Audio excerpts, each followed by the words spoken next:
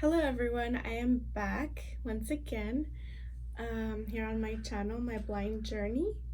And today I'm gonna talk to you guys about my trip to DC. That is why I didn't upload a video last week. Um, so yeah, I flew to DC the Sunday before last, and I was there for about 5 days. And my purpose for DC was not really to visit any interesting sites. It was more to do some advocacy work. We spoke to Congress. I am part of the National Federation of the Blind, and at the state level, I'm a board member. And at the local level, the vice president of one of the local chapters here in California. So we went and we had three bills that we presented to Congress. One of them was Aim High, which is a bill focused on post-secondary education, where we ask that learning materials in college and universities are made accessible to students who are blind or visually impaired from the very beginning. What's currently happening is that some colleges, when students request media or educational materials in an alternative media, they do make them available in some cases to those students, but it takes time, and then students fall behind. In many cases, they have to drop their classes. So what we're trying to do is that they build accessibility, so they make these materials accessible to students from the very beginning. That way they don't have to go back and do it, and the students don't have to wait to receive their alternative media. The other bill that we took to Congress is GAIN, and GAIN is the Greater Access and Independence Through Non-Visual Technology. And what this bill is asking is that accessibility be built into home appliances, medical equipment, and home exercise equipment. So as many of you know, new appliances are coming out with flat panels like stoves, dryers, washers, and it's hard to operate those when you're blind because there's no buttons or audible settings to assist you when setting up these devices or when trying to use them. Medical appliances such as glucose monitors are also not accessible to someone who's blind and diabetic, so it's a little hard to check your sugar levels when these devices are not always made accessible. And exercise equipment like treadmills and ellipticals are also not accessible. So we are asking that manufacturers build accessibility into their devices from the very beginning. And it's not impossible because Apple and Android are already doing this. They're building accessibility into their devices, which allows us as blind users to be able to use those devices. And I'll be making future videos showing you guys how I'm able to use my iPhone independently because of these built-in accessibility features. The third bill that we took to Congress was the Affordability and Technology Act, and this bill is asking Congress for a tax credit of $2,000 over a 3-year period so that people who are blind or visually impaired are able to purchase technology that would make them employable, because currently people are able to receive assistance from their state agencies, but in many cases it takes a lot of time, and in other cases they don't receive the technology that's going to help them. So this tax credit would assist people to purchase the technology that they need and that they know that's going to help them.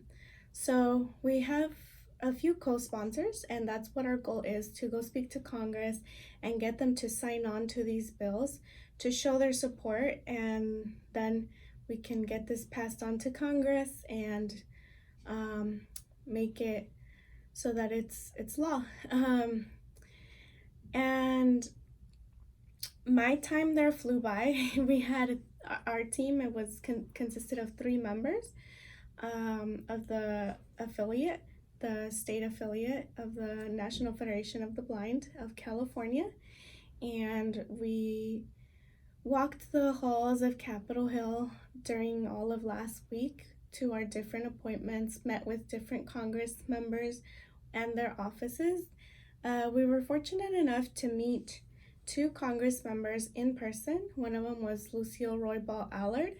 She covers the areas of like East LA, Downey, Huntington Park, those sort of areas in Southern California, for those of you who are familiar.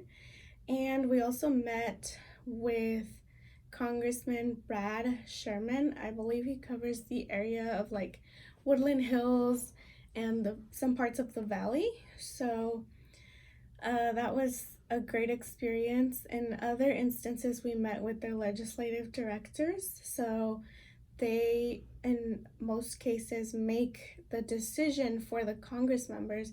So it's sometimes better to meet with their legislative directors as opposed to with the Congress members, because when you meet with the Congress members, they're going to go talk to their team and say, what do you guys think about this? Or can you guys study this and let me know what decision I should make? So we did meet with a lot of legislative directors.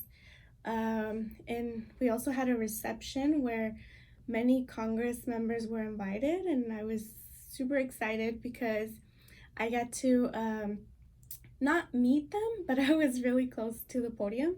I didn't even know I was that close. It just kind of happened by accident.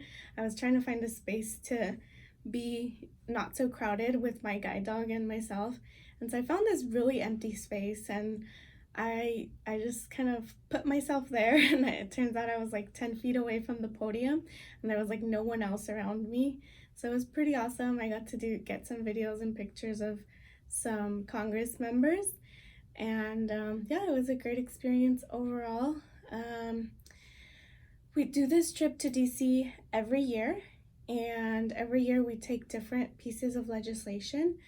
And we've been fortunate enough that in the last few years we've gotten quite a few bills passed. One of them was the space available so that military can fly for free on aircrafts. Another one was a bill passed so that hybrid vehicles as of 2020 in September will have to be required to have some sort of sound so they're not completely quiet. And the other one was the Marrakesh Treaty, which allows people who are blind to have access to audiobooks or books in an alternative format from other countries, not just books from the US. So those are some, I'm pretty sure there's been more that have been passed, but those are the ones I can think of off the top of my head. So anyways, just kind of wanted to give you guys a brief update. I didn't get to do anything touristy because most of my time was consumed with these appointments. But I feel like I got a lot done, and I feel like we're gonna get somewhere this time and this year, and hopefully we can get these bills passed, which are very important for people who are blind and visually impaired nationwide. So stay tuned for more videos. I do plan to upload at least one video a week, per week, if not more.